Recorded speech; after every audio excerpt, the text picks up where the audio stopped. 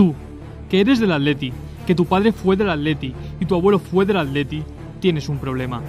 Todos los amigos de tu hijo son del Real Madrid, hasta los chinos, y eso hace que sufra tentaciones de hacerse vikingo, algo que tú no puedes permitir. La única forma para que esto no ocurra es que acabe sintiendo un odio profundo y genuino hacia el equipo merengue. Por ello, Atlético de Madrid ha creado el despertador de odio, porque no hay nada que acabe produciendo más odio que el sonido del despertador, en bucle, repetitivo, taladrador. Por eso este no es un despertador atlético cualquiera, solo tiene un tono y es el himno del Real Madrid, sí, el del Real Madrid, para que tu hijo lo acabe detestando como se merece. Su funcionamiento es muy sencillo. 1. Activar. 2. Sonar cada mañana. 3. Odiar de por vida. Así, conseguir que tu hijo no sea un vikingo será cuestión de días. Bueno, de mañanas.